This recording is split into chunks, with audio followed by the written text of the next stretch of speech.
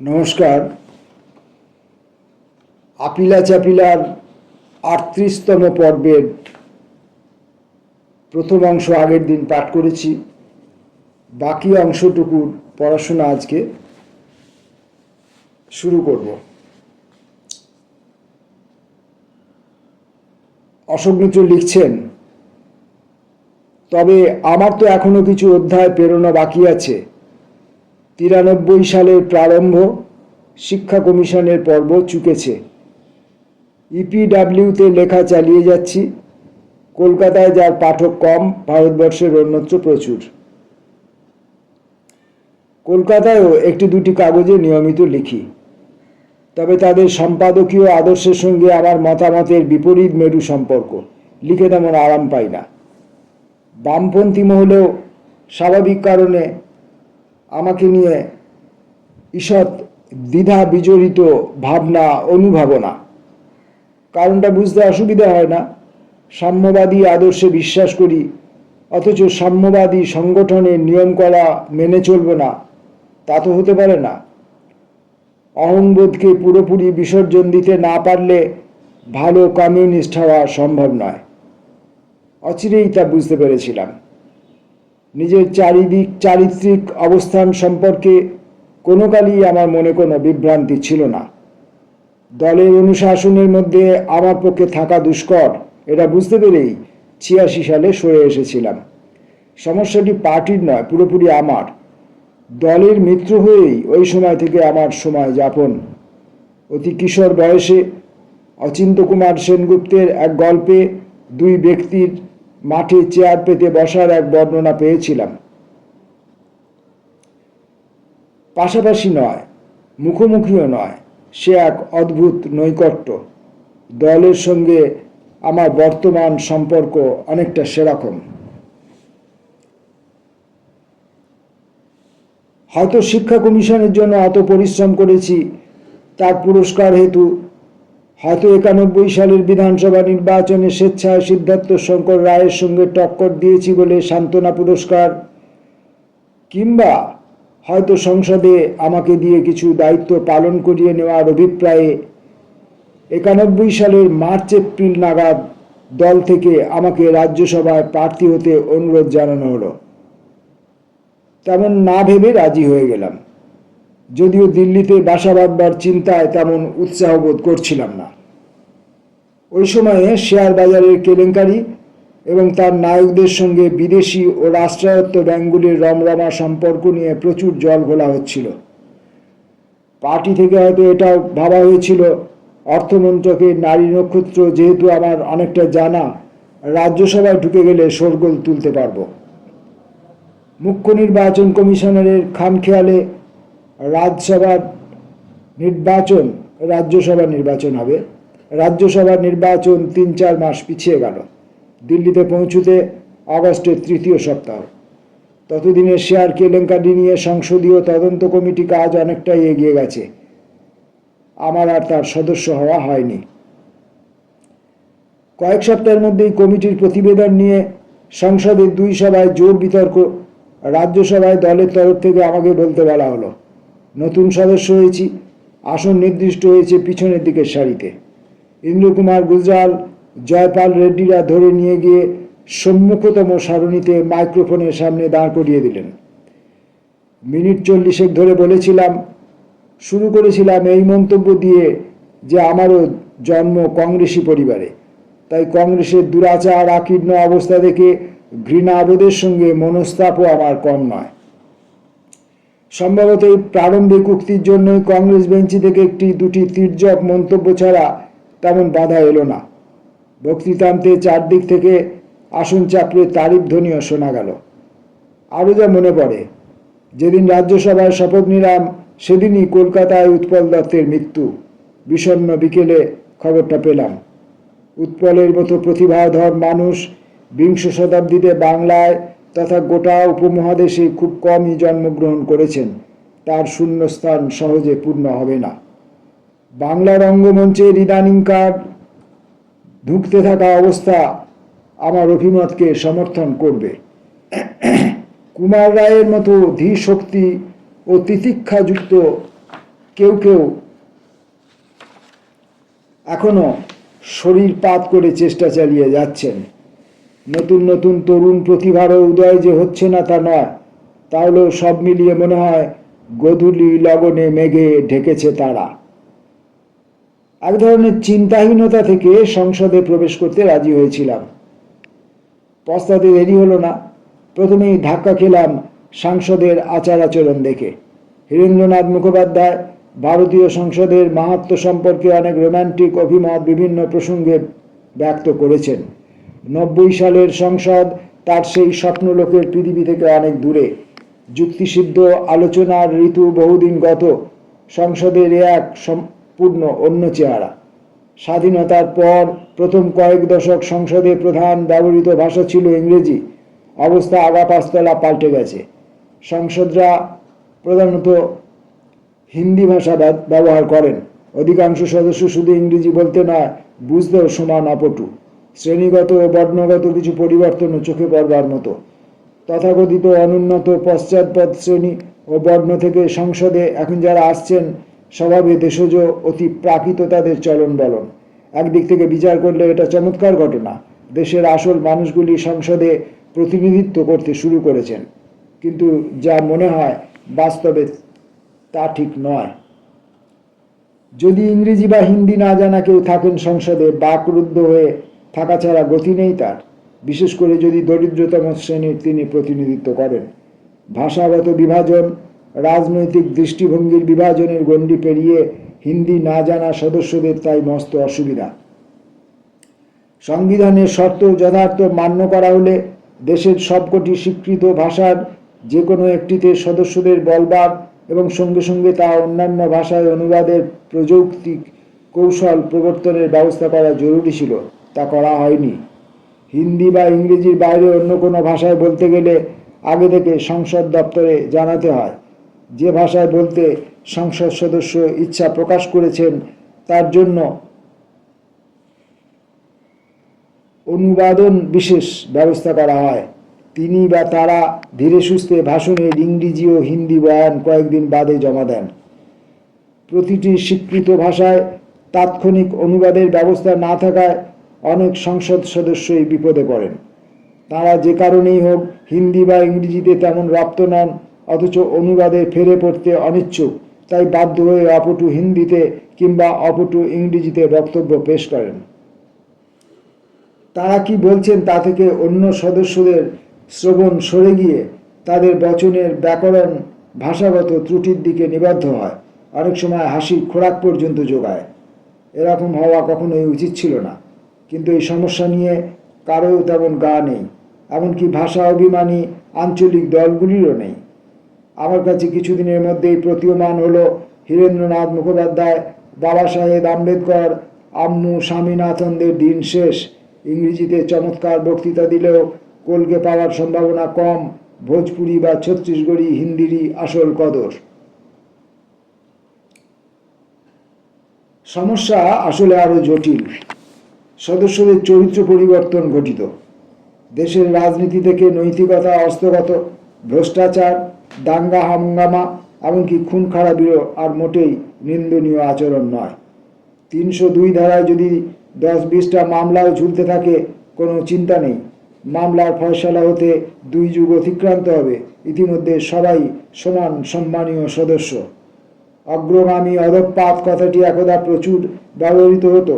ভারতীয় রাজনীতিবিদদের হালের স্বভাব চরিত্র নিয়ে মন্তব্য করতে গেলে ওই শব্দদ্বয়ই মনে ভিড় করে। পশ্চিমবাংলায় রাজনীতির চারিত্রিক নিম্নগামিতা শুরু হয় 70 দশকের সূচনা থেকে। রাজ্যে বর্ধমান বামপন্থী প্রভাব রুখতে ইন্দিরা গান্ধীর চেলাচামুন্ডারা মার্ক্স বর্ণিত লুম্পেনদের রাজনীতির মঞ্চে প্রধান ভূমিকায় নামিয়ে দিলেন। সব দলেই, কোনো দলে বেশি কোথাও কম, কিছু গুন্ডা শ্রেণীর মানুষ নেতাদের হুকুম তামিল করার জন্য থাকত। তবে এতদিন তারা আড়ালে ছিল। 70 দশকে যুগান্ত তারা পাদ প্রদীপের সামনে চলে এলো।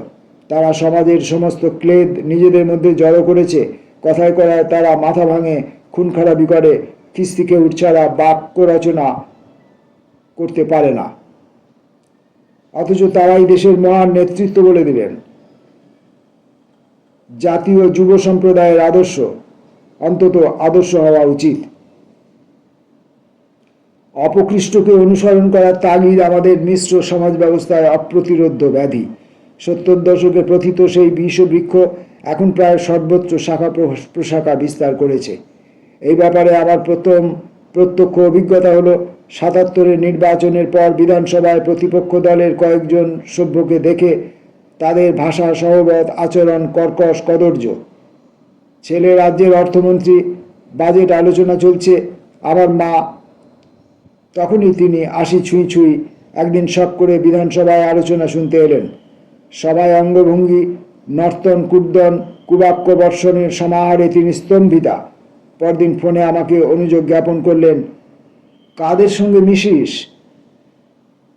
সংসদে ঢুকে অভিজ্ঞানের পরিধি বিস্তৃততর হলো। সংস্কৃতি শূন্যতার, রুচিহীনতার জয় জয়কার। আর যাবতের 5000 বছরের সঞ্চিত কর্দমের নমুনা যেন প্রদর্শিত হচ্ছে সংসদ ভবনে। বেশভূষা থেকে শুরু করে কথায় বার্তায় এক ধরনের নিশ্চিন্ত উদ্ধৃতি। এই কর্দমাক্ত জিবরাই যেন সৃষ্টির নিয়ামক। তারা যা বলবে করবে তাই সবাইকে মেনে নিতে হবে। যারা উত্তম তারা ভয়ে সংকোচে কোণঠাসা। সম্পূর্ণ অন্য প্রসঙ্গে সুধীন্দ্রনাথ দত্ত একদা লিখেছিলেন, সামান্যদের সোহাগ খরিদ করে চিরন্তনী অভাব মেটাতে হবে। সামান্যদের সোহাগ খরিদ করে চিরন্তনীর অভাব মেটাতে হবে। সে কি ভয়ঙ্কর ভাগ্য পরিণাম! জাতীয় সংসদে তা আপাতত দৃষ্টান্বিত।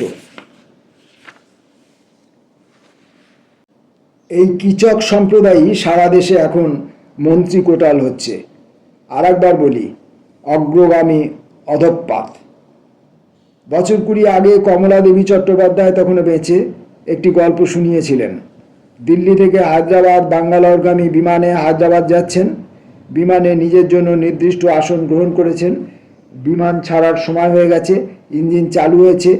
শেষ মুহূর্তে সাদা সেফারি স্যুট পরা একটি কদর্য চেহারার লোক ধপ করে পাশের খালি আসনটিতে এসে বসল। বসেই চোখ বুজল। সঙ্গে সঙ্গে জেট ইঞ্জিনের সঙ্গে পাল্লা দেওয়া নাসিকা গর্জন সহ অঘোর ঘুম। বিমান আকাশে উঠল। মিনিট 15 সময় কাটল। কমলাদেবী চট্টোপাধ্যায় দেখলেন তার আসনের আশেপাশে কয়েকজন ঘোরাফেরা করছে উসখুস। এদের মধ্যে একজনের তাকে উদ্দেশ্য করে বিনীত প্রশ্ন, ম্যাডাম, ওই দিকে একটি খুব ভালো আসন খালি আছে, আপনি ওই আসনটিতে গিয়ে দয়া করে উপবেশন করবেন কি? কমলাদেবী চট্টোপাধ্যায় অবাক। আমার জন্য এই আসন নির্ধারিত হয়েছে, আমি অন্যত্র উঠে যাব কেন? আমতা আমতা জবাব, না মানে আমরা অনারেবল মুখ্যমন্ত্রীর সঙ্গে একটু কথা বলতে চাই, তাই আপনাকে অনুরোধ করছিলাম। মুখ্যমন্ত্রী? কোন মুখ্যমন্ত্রী? কোথায়? ওই যে আপনার পাশে যিনি বসে আছেন তিনি। তাই নাকি? উনি কোন রাজ্যের মুখ্যমন্ত্রী? কমলাদেবী জানলেন পাশে নিদ্রামগ্ন ব্যক্তিটি তার নিজের রাজ্য কর্ণাটকের মুখ্যমন্ত্রী।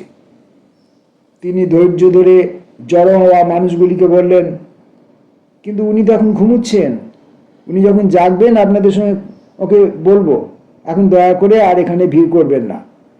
অসন্তুষ্ট, মনস্কামনা অচরিতার্থ মুখ্যমন্ত্রী দর্শন প্রার্থীদের সাময়িক রণে ভঙ্গ দেওয়া। খানিক বাদে মাননীয় মুখ্যমন্ত্রী আর মোড়া ভাঙলেন, এদিক ওদিক তাকালেন। সৌজন্যের অভাব নেই। কমলাদেবীকে আলতো করে নমস্কার। কমলাদেবী তাকে জানালেন কতিপয় ভদ্রলোক তাঁদের অনারেবল চিফ মিনিস্টারের সঙ্গে কথা বলতে ইচ্ছুক। সেই উদ্দেশ্যে তাকে কমলাদেবীকে আসনটি খালি করে দিতে বলেছিলেন। যদি মুখ্যমন্ত্রী তাদের সঙ্গে আলাপ করতে চান, তিনি উঠে অন্য আসনে যেতে সম্মত আছেন। বিশ্বের বিরক্তি মুখে নিয়ে মুখ্যমন্ত্রী, না না ম্যাডাম, আপনি বসে থাকুন। ওই লক্ষ্মী ছাড়া লোকগুলি আমাকে বড় জ্বালায়, ওদের সঙ্গে বাক্যালাপের আমার একেবারে ইচ্ছা নেই। একটুক্ষণ নীরবতা। হঠাৎ মুখ্যমন্ত্রীর বিনীত প্রশ্ন, ম্যাডাম, আপনার শুভ নাম কি জানতে পারি? কমলাদেবী চট্টোপাধ্যায়ের নাম বললেন। মুখ্যমন্ত্রীর কোনো ভাব বিকার নেই। এবার দ্রুত পরের প্রশ্ন, ম্যাডাম, আপনার স্বামীর শুভ নাম কি জানতে পারি? কমলাদেবী অস্পষ্ট একটি জবাব দিলেন। মুখ্যমন্ত্রী তবু বেপরোয়া, ম্যাডাম, আপনার স্বামী কি কাজ করেন? কটি ছেলে মেয়ে আপনার? মহিলার ধূসরতর অস্পষ্টতর উত্তর। মুখ্যমন্ত্রী একটু দমে গিয়ে অবশেষে নীরব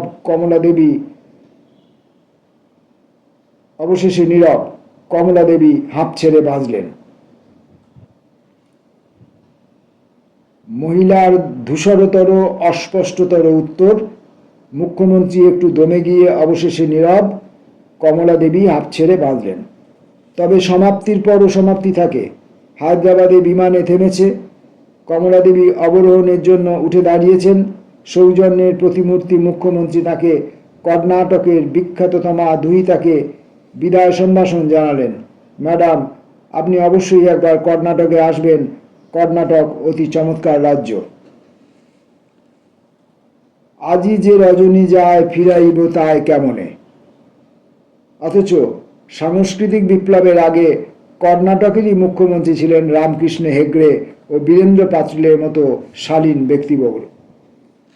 হেগড়ের কথা ইতিমধ্যেই নানা প্রসঙ্গে উল্লেখ করেছি। বীরেন্দ্র পাটিলের 60-এর দশকে রাজ্যের কংগ্রেসী মুখ্যমন্ত্রী, 80-র দশকে ইন্দিরা গান্ধীর পুনরাগমনের ঋতুতে কেন্দ্রে ক্যাবিনেট মন্ত্রী হয়েছিলেন। সদ্য ঘোষণা করা হয়েছে ত্রিভুবন নারায়ণ সিংহকে পশ্চিমবাংলার রাজ্যপালের পদ থেকে সরিয়ে দেওয়া হবে। সেই সপ্তাহে কি কাজে দিল্লিতে বীরেন্দ্র পাটিলের সঙ্গে দেখা করতে গেছি। আমাকে বললেন, দয়া করে আমার একটু উপকার করবেন। অত্যন্ত অনুগৃহীত বোধ করব যদি কলকাতায় ফিরে গিয়ে ত্রিভুবন নারায়ণজিকে জানান ভদ্রমহিলা তাঁর সঙ্গে যে আচরণ করলেন তাতে আমি মর্মাহত। আমি কথাটি বাইরে ফাঁস করে দিলে ভদ্রমহিলা অবধারিত পাটিলের চাকরি খেতেন, কিন্তু যা বলা উচিত বলে মনে হয়েছে তা বলতে পাটিল ভয় পাননি। হতাশার মুহূর্তে খানিকটা রঙ্গ করে কাকে যেন একবার বলেছিলাম, সংসদে আমার বাঁ দিকে যারা উপবিষ্ট তারা প্রায় প্রত্যেকেই একটি দুটি করে খুন করেছে, আর ডান দিকে যারা তারা অসাধু উপায়ে অন্তত 100-200 কোটি টাকা কামিয়েছে।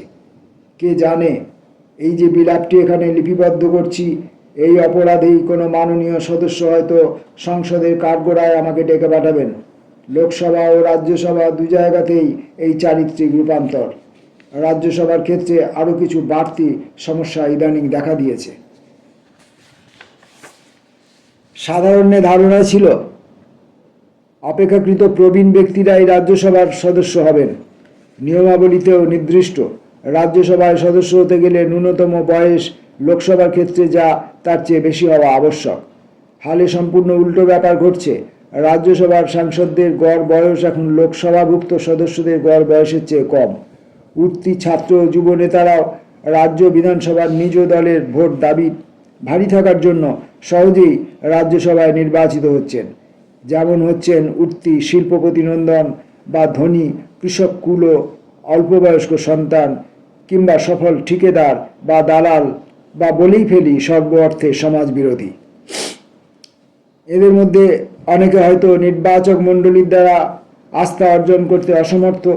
2-3 বার লোকসভার নির্বাচনে দাঁড়িয়ে হেরেছেন, এবার বিধানসভায় পার্টির ভোটাধিক্যের জোরে রাজ্যসভায় আসীন। যে ভাবনা চিন্তার ধার ভার রাজ্যসভার সদস্যদের কাছে সাদামাটাভাবে আশা পোষণ করা যায়, তাদের দিয়ে তা পূরণ হবার প্রশ্ন নেই। মানছি, জ্যোতির্ময় বসুর মতো চৌখস বহু সামাজিক গুণাবলীমণ্ডিত মানুষের পক্ষে এই পরিবেশেও তুই তুকারি করে আসর জমানো অসম্ভব হতো না। সেই প্রতিভা তো সবাইর বর্তায় না। অন্য এক সমস্যার ব্যঞ্জনা গভীরতর। সংবিধান ও তৎসম্পর্কিত আইনে অনুশাসন একমাত্র রাজ্যের স্থায়ী অধিবাসীরাই রাজ্য থেকে রাজ্যসভায় নির্বাচিত হতে পারবেন। এই নিদানের নিহিতার্থ মোটেই অস্বচ্ছ নয়। সংবিধান রচয়িতারা ভেবেছিলেন রাজ্যসভায় প্রধানত রাজ্যগুলির বিশেষ বিশেষ সমস্যার উপর অধিকতর আলোকপাত করা হবে। বিশ্লেষণযুক্ত আলোচনার পর সমাধানের সূত্র খোঁজা হবে। বামপন্থীদের বাইরে অন্য কোনো রাজনৈতিক দলই এই স্পষ্ট নির্দেশ মানেননি। শিয়ালকে ভাঙা বেড়া প্রথম দেখিয়েছিলেন ইন্দিরা গান্ধী। তারপর প্রায় স্বৈরাচারিণী পর্বে অনুগত বাঙালি বিদূষককে গুজরাট থেকে রাজ্যসভায় পাঠিয়েছেন। অনুরূপ কোনো পেটোয়া পঞ্জাব তনয়কে অসম থেকে রাজ্যসভায় হাজির করেছেন নয়তো কেরল রাজ্যের এক বংশোদ্গত ব্যক্তিকে রাজস্থান থেকে। ছলচাতুরির আশ্রয় নিয়ে স্থায়ী বসবাস প্রমাণের যে নির্দেশনামা তা এড়িয়ে পছন্দের মানুষদের রাজ্যসভায় নিয়ে যাওয়া হয়েছে। মহাজ্ঞানী মহাজন অনুসৃত সেই পথের পথিক হতে ভালোভাবে শিখেছে দেশের অন্য দলগুলিও। জনতা দল কর্ণাটকের মানুষকে ওড়িশা থেকে রাজ্যসভায় পাঠিয়েছে। ভারতীয় জনতা পার্টি কলকাতায় 3 পুরুষ ধরে বসবাসকারী নাগরিককে রাজ্যসভায় আসীন করেছে উত্তরপ্রদেশ থেকে। ফের বলছি, একমাত্র ব্যতিক্রম বামপন্থী দলগুলি। ফলে যা হবার তাই হয়েছে। রাজ্যগুলির আর্থিক সামাজিক গুরুত্বপূর্ণ নানা সমস্যা নিয়ে রাজ্যসভায় বিস্তারিত হবার খুব কম সুযোগই এখন সদস্যদের ভাগ্যে ঘটে। হামেশা দেখা যায় মাননীয় সাংসদ যে রাজ্য থেকে নির্বাচিত হয়েছেন তার প্রধান ভাষা পর্যন্ত জানেন না তিনি। ওখানকার সমস্যাদি সম্পর্কে তার স্পষ্ট কেন ভাষা কোনো ধ্যান ধারণাও নেই। কি আলোচনা করবেন তাহলে? রাজ্যসভা গঠনের অন্যতম প্রধান উদ্দেশ্যই তাই ব্যর্থ হতে বসেছে। বিপরীত মতাবলম্বীও অবশ্য অনেকে আছেন। তারা বলবেন জাতীয় সংহতির স্বার্থেই অন্য রাজ্যভাষী ভিন্ন ভাষাভাষী মানুষজনকে প্রত্যেক রাজ্য থেকে রাজ্যসভায় নির্বাচন প্রয়োজন। বেশ তো, তাদের কথা যদি মেনে নিতে হয়, অনুগ্রহপূর্বক সংবিধান ও সংশ্লিষ্ট আইনগুলি পাল্টানো হচ্ছে না কেন? তবে মূল সমস্যা সভ্যদের চারিত্রিক ও সাংস্কৃতিক মান সংশ্লিষ্ট। যদি দাগী অপরাধীদের দিয়ে সংসদের উভয় কক্ষের শোভাবর্ধন করা হয় তাহলে সংসদের মান উঁচু থাকবে। বিজ্ঞ ব্যক্তিরা মিহিন সুসংস্কৃত ভাষায় বক্তৃতা দেবেন, বিষয় নির্বাচনের চিন্তায় গাম্ভীর্য প্রদর্শন করবেন। এসবই দুরন্ত দুরাশা। উভয় সবাই এখন হট্টগোলে পরিণত, নিয়ম নীতির তুয়াক্কা রসমান। দেশের সমাজের প্রধান প্সমস্যাগুলি অনাদরে অবহেলিত। অন্যদিকে তুচ্ছ কিন্তু চমকপ্রদ ঘটনা বা গুজব নিয়ে অন্তহীন শোরগোল চেঁচামেচি, কখনো কখনো প্রায় আস্তিন গুটিয়ে মারামারি। এই রুচি নিম্নগামিতা সংক্রামক। সদস্যরা আলতু ফালতু কথা বলছেন, ঠুনকো বিষয়ে প্রহরের পর প্রহর জুড়ে বিস্তারিত হচ্ছেন এমন ভাষায় যা বেশিরভাগ সদস্যের মালুম হচ্ছে না। তারা স্বভাবতই অন্যমনস্ক হয়ে পড়ছেন।